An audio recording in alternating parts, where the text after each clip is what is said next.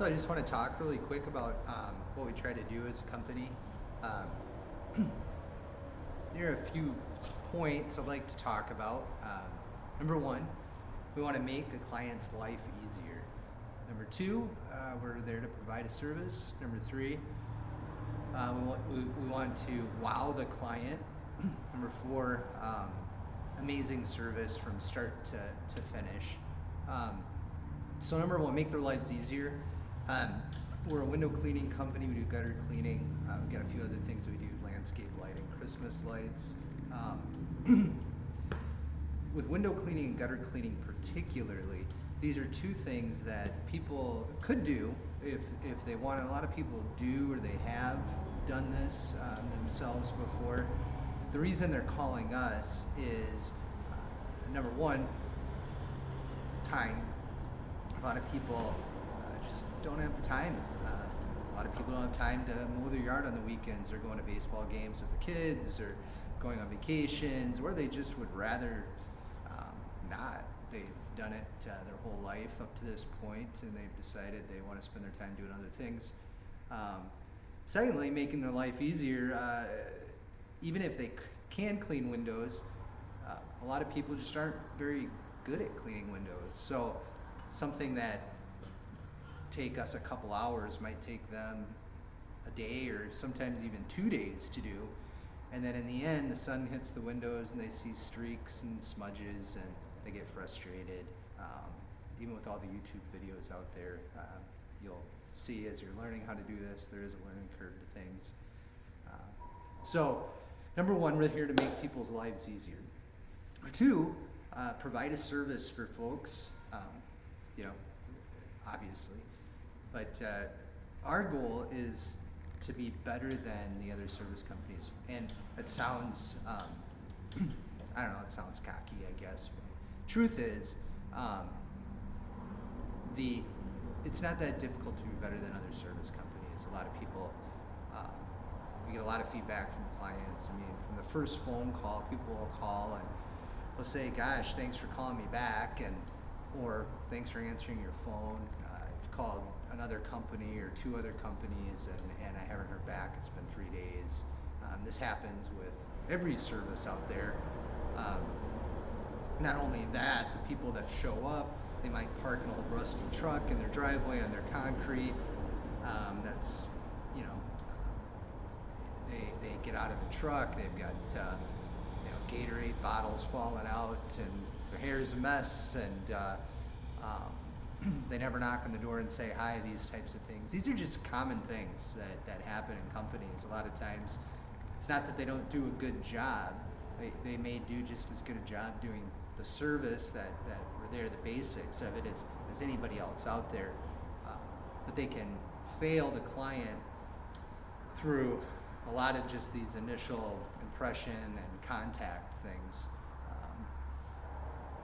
Efficiency is another aspect of providing a service. There are a lot of companies out there, they'll show up to a project, maybe get started on the project, and then they'll disappear for an hour and a half. They go grab a sandwich or run to the gas station, come back. Next thing you know, somebody's been in their house, for a project that really hands-on might only take 2 or 3 hours. It might be there 5 or 6 hours. So our goal, working in teams of 2 most of the time, sometimes independently, one person in a truck. Efficiency, and we've got all the tools that we need to move through a project. We've got a flow to things, how we do things, step 1, 2, 3, 4, 5, and that impresses clients. I used to think that it was important to a client to feel that they got their money's worth. So if I bid a job at $100, I would think, well, I need to be here for a couple hours. That way they feel that they paid for those couple hours of service. Truth is, they're paying to have a project completed, and that's the result that they're looking for. It's very rare that people complain that, gosh, I paid you $100 and you were there for 40 minutes. That's a lot of money per hour. Well, those aren't the types of clients that we want in the first place, as you can imagine. Safety. Clients are concerned. We're at people's homes a lot. Even the commercial projects that we do, and the commercial projects that we do, we take on, I would call them mid-sized commercial projects for our area. If we're in the cities, they may not be considered mid-sized commercial, but especially with residential work, clients want to see that we're safely completing the project, and that can mean a lot of different things. There's a lot of different scenarios that this could apply to. Obviously, ladders, that's a big point of concern. We're working around people's homes, we're climbing up and down ladders. They want to see that when we get up on a ladder, if they walk around the corner, the ladder isn't angled at all. We may feel comfortable up there that we're not going to fall. We're just hopping up, cleaning this window quick and hopping down. I also want to see if we've got a 4-foot ladder, we're not standing on the top of the ladder. These are things that clients see, and just it's I would say, most people have been advised throughout their lives that it's not safe to stand on the top of a ladder, the top rung. It's also not safe to work off of a ladder, 2 stories up if it's angled to the side a little bit. So it's just a matter of taking our time, realizing that other people are watching us too. That brings me to my next point. We're providing the service conscientiously. In other words, we're paying attention to what we're doing. We're walking into people's homes, we're walking around people's homes, we're paying attention to their landscaping that they have, the flowers, the bushes. We're going inside their homes, we're paying attention to where their furniture is at, their lamps, these sort of things. And we're also aware that clients are watching what we're doing. We're inside their home. They may be doing other things, but really they're paying attention to what we're doing. So if we do things like, drop a screen, or,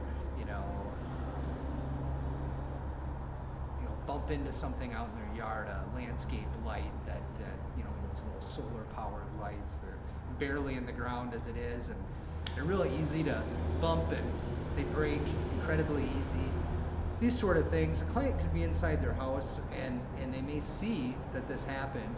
We might not be aware that they're watching. There's also video cameras. We've had a few clients send us videos over the years of, hey, you guys broke one of our landscape lights that were out there, solar powered landscape lights. I'm like, oh, really? Okay. Well, I'll take care of it. And they're like, well, I'm going to send you a video just so you know. And they'll send me a video of the employee stepping off a ladder and just stepping backwards and bumping into it, and it snaps. That's all it takes a lot of times, especially when it gets colder out. It's even worse. But anyway, so it's paying attention to these sort of things, and if these things happen, we'll cover this later, but it's really, really, really important to not imagine that nobody saw it. This is an honesty, integrity thing, of course. If this sort of thing happens, these lights are like $12 or $10 or $8. They're not expensive. The hardest thing generally is just matching the light. But just telling the client, like, look, hey, I was getting off my ladder and I stepped backwards and I did bump one of your landscape lights and the stake broke, and would you like us to replace it? I'll give Adam a call, and we can get it taken care of, or I'll have him call you. Obviously, it's not a big deal to replace as long as we can find it. Most people are probably just going to say, don't worry about it. But that sticks with people. The fact that we're brave enough to go up to them and say, this happened, I'm sorry it happened, what can I do to make it better? Lastly, wowing the client. That's kind of what point I just hit on.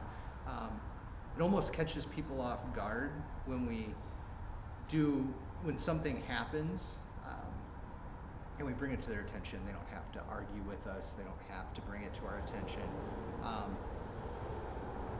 That's something that sticks with people. It's an integrity thing. It's really, really important for people to trust the companies that they're hiring, and that's a real quick way to break down trust if something happens and it's not reported to a client. Of course, the clean windows, cleaning the windows in an efficient manner, the things we just talked about. efficiently, safely, conscientiously. We're moving furniture, putting furniture back, we're lowering blinds back down where they were, or to a area, a uniform level within the house where somebody can reach them, they can get them down themselves. We're asking questions if we don't know, like, I moved this lamp, I cleaned a bunch of windows, I came back, I can't remember where this lamp went, can you help me? People really appreciate that sort of stuff. So putting things back, being honest, being efficient, doing it with a smile, just being confident when we go into a project. These are things that clients will turn around and they'll tell their neighbors, they'll pass our name along, they'll be proud that they hired us. Hey, by the way, I found this great window cleaning company. Why don't you give them a call? Tell their friends, their neighbors. A lot of times the people that are hiring us have used other companies and they're okay. Maybe they've been great, maybe they've been okay, maybe they've been, subpar other times. And they would be open to hiring another company. And if people are confident enough to pass their information along, it's huge. Lastly, this all kind of goes together, but amazing service. This is all along the process. So myself, if I get a phone call, I'm answering the call. I'm not ignoring the call. If I get voicemails, I'm getting back to people very quickly. Getting over quick to get a proposal put together.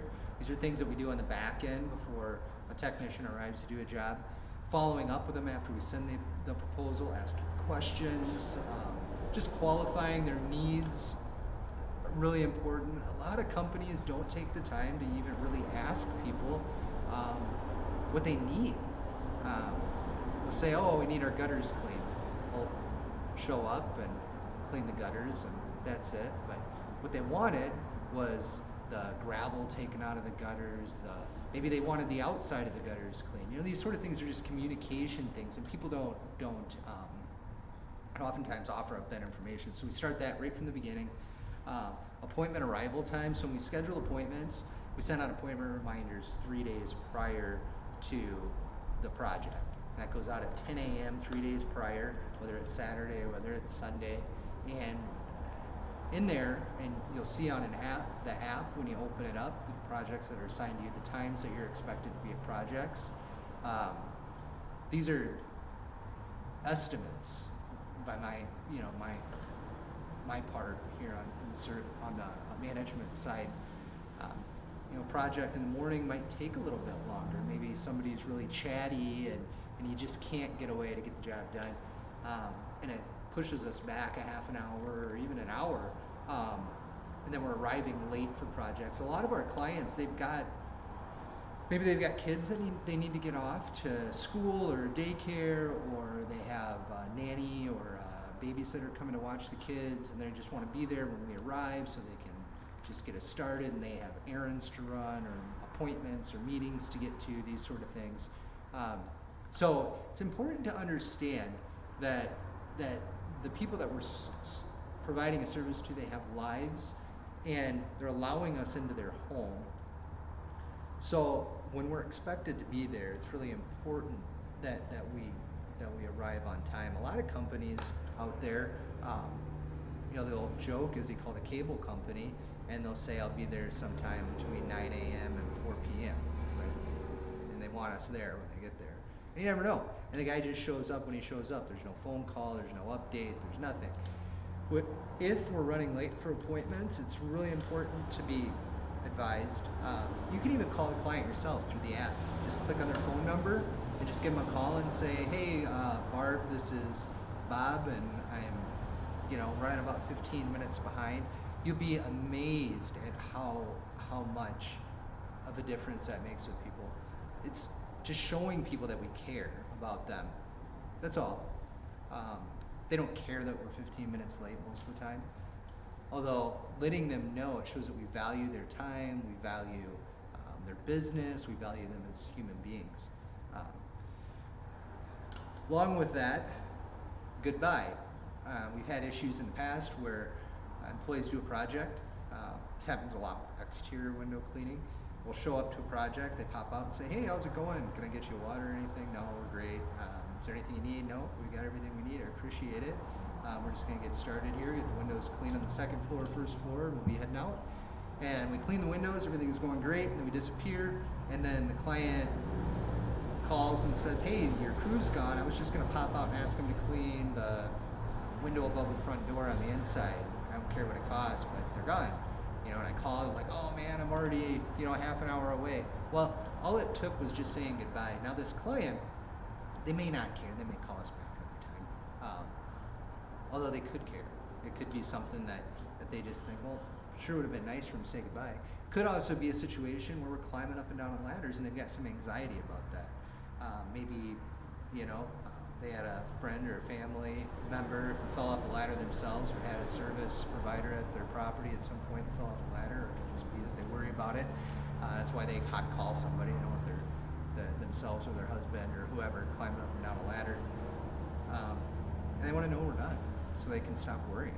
Project's done. Awesome. Great. Perfect.